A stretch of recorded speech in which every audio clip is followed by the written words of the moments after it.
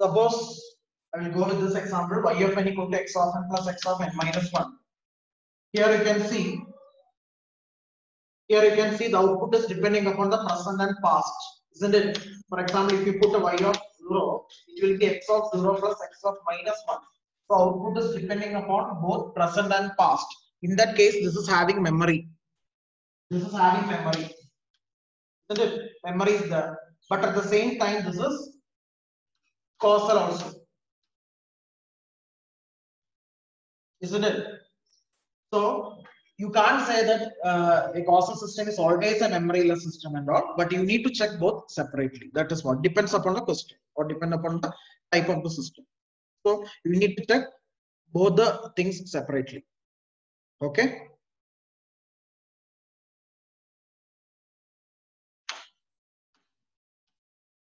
So as of now, you take down this causal. Now, what is the fifth property that you have?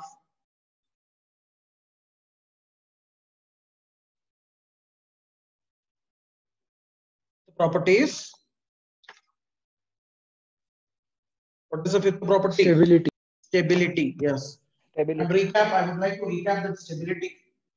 Stability means a system can be considered as a stable system if you provide a bounded input. Corresponding to that bounded input, the output should be also bounded. So, corresponding to any bounded signal as an input, the output should be also bounded. Then we can call it as a stable system. Stability.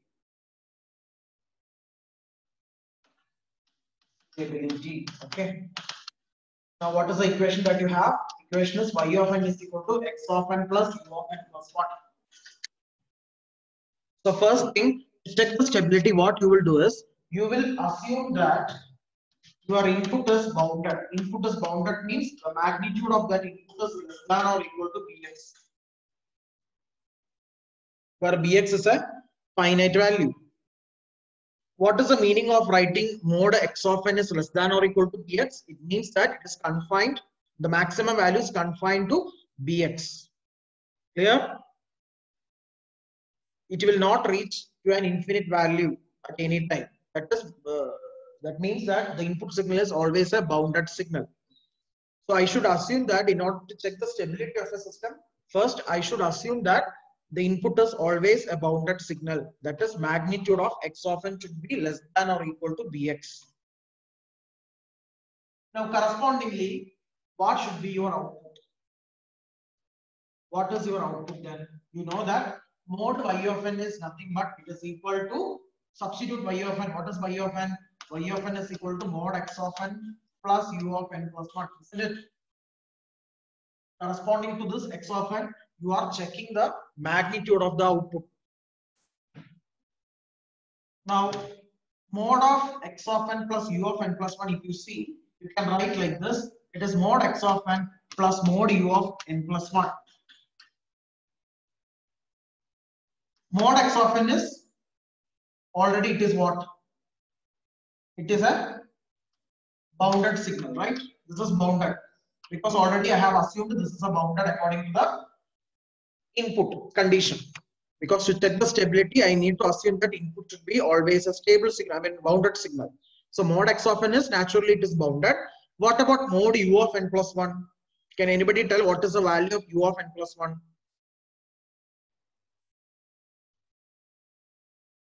What is the magnitude of u of n plus 1? Sir. I didn't hear it. Not bounded. Repeat. Not bounded.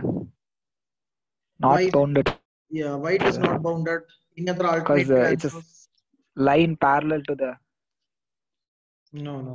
x-axis. No. You know, this is u of n. This is your u of n, right? This is your u of n. Value is always 1. So what is u of n plus 1? U of n plus 1 means it will start from minus 1 towards infinity. Again, the values are 1 itself. It is a bounded signal now. Its value doesn't, its magnitude is not going to infinity, right? its magnitude is always confined to 1. So any unit step signal that you use, its magnitude is 1, it's understood. U of n is nothing but unit step signal, its value is 1. So what about u of n plus 1? U of n plus 1 is nothing but a left shift version of u of n. If you shift that u of n to the left side by 1 unit of time, it's also still you're getting the magnitude as 1 only. Yeah. So magnitude, if it goes to infinity or if it is unpredictable value, then it can be called as an unbounded signal, as I told you yesterday, like a linearly increasing signal or exponentially increasing signal. At t equal to infinity, we won't be able to predict its value. Okay, I'll show you one example again. What is this kind of signal? It's an unbounded signal. Magnitude is going on increasing, isn't it? So at t equal to infinity, it is not predictable. Again, this is a unbounded signal. Clear? It is an exponentially rising signal. So at t equal to infinity, its amplitude is unpredictable. So in all these cases, the outputs are unbounded. But as far as our signal is concerned, that is u of n plus 1, it is a bounded signal. Why it is bounded? Because its value or its magnitude is 1. It is a defined value. Its magnitude is 1. So this is also bounded. Any doubts? So both the terms are bounded. So we can say that the entire magnitude of y of n is less than or equal to dy. So since both the terms are bounded, the magnitude of y of n is less than or equal to dy. Means it is a bounded signal whose value will be confined to dy. So according to the stability's definition, already we have achieved the condition. The condition is since mod x of n is less than or equal to dx and mod y of n is less than or equal to dy, therefore the system is stable.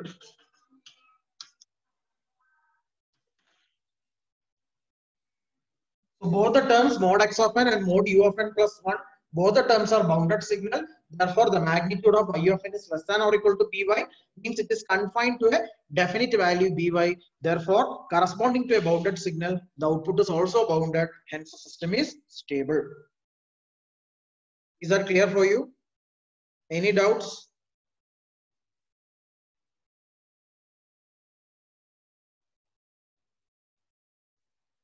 Maheshwar Reddy, any doubts you have? No, sir. Very good. Lokesh, Biswas, any doubts? No, sir. Nidhi is there, Nidhi? Sir, no doubt, sir. Okay. So as of now, we have already checked all the 5 properties of the system. I hope it is clear, but it will be more clear if you do more number of problems. Okay. So now I will declare the second question. Kindly take down the second question. Y of n is equal to nx of n. Y of n is equal to nx of n. This is the second question. Y of n is equal to nx of y of n is equal to nx of n. And you need to check all the 5 properties of the system. First property is linearity.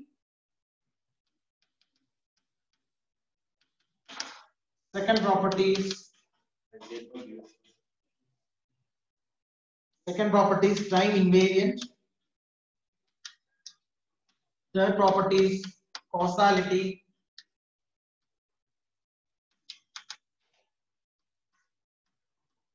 Then what is fourth one? Memory or memoryless. And last one, stability. So you need to check all the 5 properties for the given system.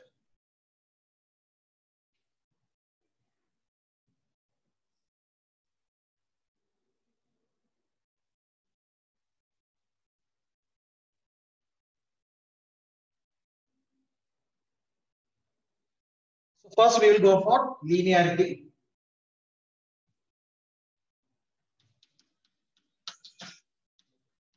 Check the linearity. What condition you need to check or what condition to be satisfied?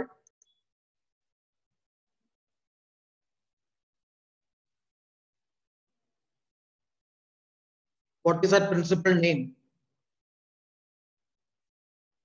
Sir, weighted sum of input should be equal to weighted sum of output. Okay, what the principal's name is? Superposition. Principle of superposition. Yes, superposition principle. So first, to check the linearity, what you have to do is, you should write the task performed by the system, that is y of n is equal to transformation of x of n, that is equal to n into x of n. X of n is the system input, and the working of the system is such that it will multiply the term x of n with n, so that it results in the output y of n. Okay, so the transformation that is performed by the system over the input x of n is given by n into x of n. Now, instead of putting x of n, the first thing what you need to do is, you need to give the weighted sum of inputs to the system. So what do you mean by weighted sum of input? Midun, what is the weighted sum of inputs?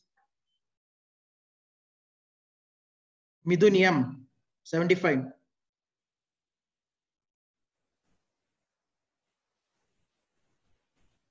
Unmute and speak.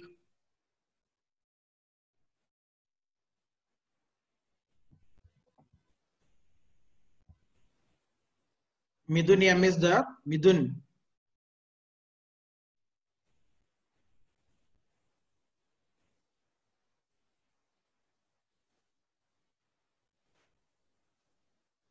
Sayan, what do you mean by weighted sum of inputs? Sir, x of n should be split as ax1 of n plus bx2 of n. Okay, so you are going to split x of n into two terms, x1 of n and x2 of n, and later you need to multiply x1 of n with a scaling factor a and x2 of n with a scaling factor b, and you need to sum. This is what is called as weighted sum of inputs, and instead of providing x of n as such, we are going to provide a x1 of n plus b x2 of n as the entire input. So the output corresponding to this weighted sum of input can now be written as transformation of a x1 of n plus b x2 of n is equal to, how you can write this? I told you initially, the working of the system is like this. Whatever you provide the input x of n, the output will be n multiplied by x of n. So any input you give, the system will multiply the input with n. So here, instead of providing x of n, what you have provided? You have provided the combination or the weighted sum of the two inputs, that is ax1 of n plus bx2 of n. So correspondingly, your output will be n multiplied by the given input, that is ax1 of n plus bx2 of n. Even you can bracket, open the brackets and simplify it, so that it will become na(x1 of n plus nb(x2 of n). That will be equation number 1. So this equation 1 corresponds to the output of a weighted sum of inputs. Okay, this is the output of a system corresponding to the weighted sum of two inputs. So as of now, we have an equation which corresponds to the output of a system based upon the weighted sum of two inputs. Now we will check the weighted sum of individual responses.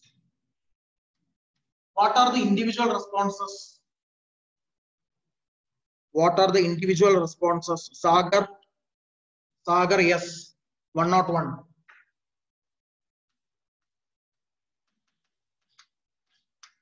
What are the individual responses? How it can be represented?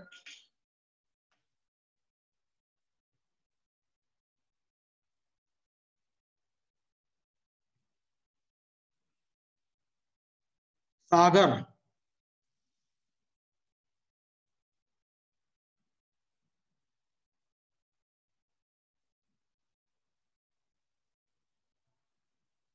Okay, I won't be giving you attendance. Simply sitting means I won't be giving you attendance. You need to respond to the class. Unmute and speak out.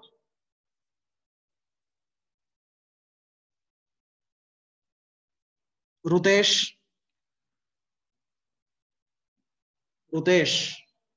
Sir, A of Y1.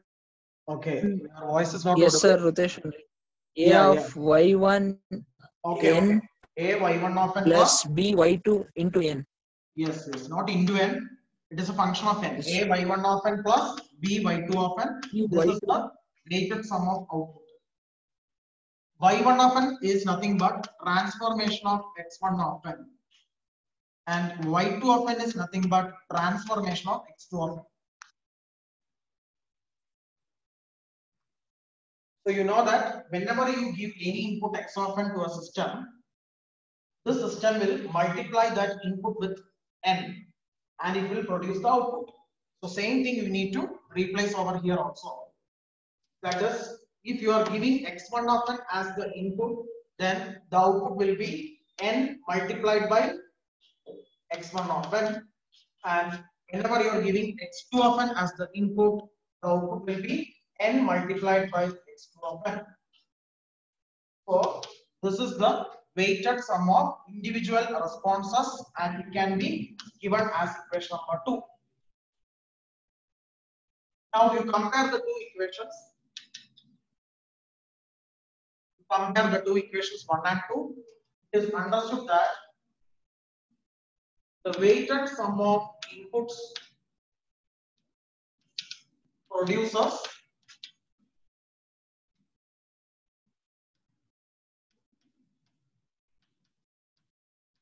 corresponding weighted sum of individual responses.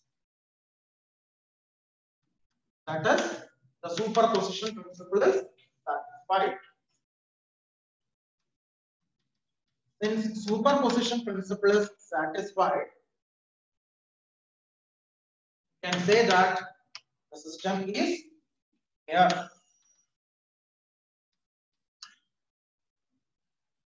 Isn't it? Both the right hand side of equation number 1 and equation 2, they are equal, which means that the weighted sum of input, that is output corresponding to the weighted sum of input, is same as that of the weighted sum of individual responses.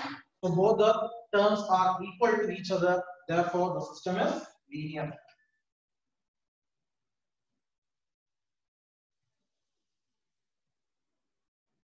Clear? Any doubts? Yes, I have a chat. What is that? Okay. Midun, why didn't you speak? Midun, where were you? Why your mic is not working? Why? What happened?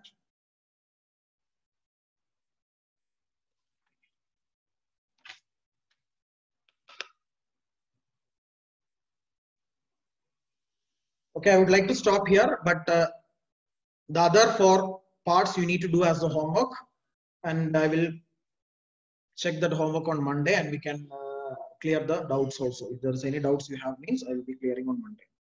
And also Monday I will be explaining those practice questions as well. Okay. So meanwhile, you need to do those practice questions and upload. I think few of them have uploaded yesterday, but many of them have not done that. So on Monday, I'll be discussing those practice problems from module 1 as well as this homework question.